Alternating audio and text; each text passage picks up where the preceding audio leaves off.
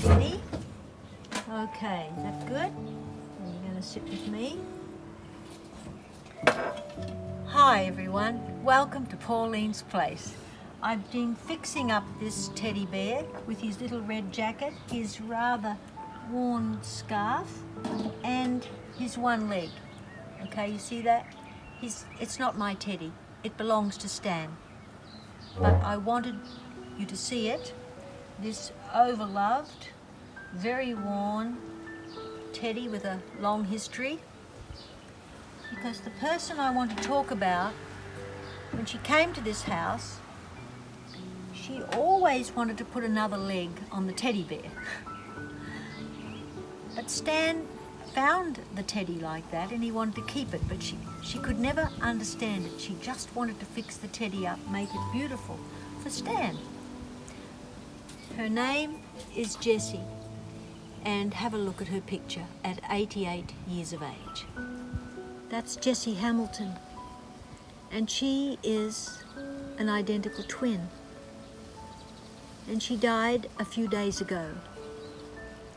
And her personality was inspired by caring and adventure and goodwill, to put things right and to serve people. It was her whole life. And that goes for her identical twin Margaret. They were inexplicably alike, yet different in their personalities. Alike in their natures to help you, be a good friend to you. If you didn't know Jessie, then you could just say, well, they're the words that everyone says at a funeral. But actually, people have said those words about her for most of her life. I only knew her for 16 years.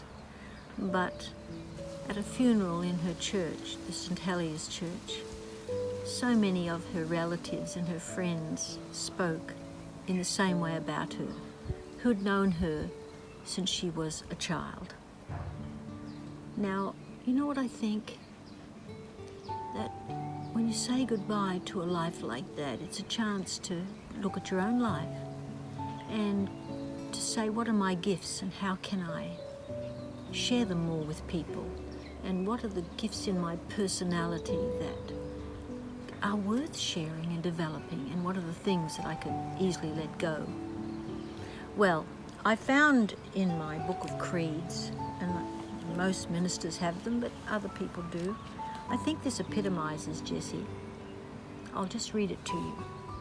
If we love love, if we love friendliness, if we love helpfulness, if we love beauty, if we love health, if we love to create joy, if we love usefulness and are not self-seekers, the spirit which expresses itself in love and helpfulness and beauty will enter into us and abide there. We become what we love. I think it was a gift for Jessie. It just somehow abound in her. How did all of those things enter Jessie? How did they abide in her? I think it was a gift. All her life, even from the missionary days when she was just the tiniest wee thing with her sister in China, a love of God, a love for Jesus Christ that meant you should enter the culture and love people who were different, was just a part of them. It was as if it went through the pores of their skin, Jessie and Margaret. And they somehow adapted it everywhere they went. And Jessie's life took her to India and Thailand as a nurse. Well, what abides in you? Does the spirit of love show itself through the things that abide in you?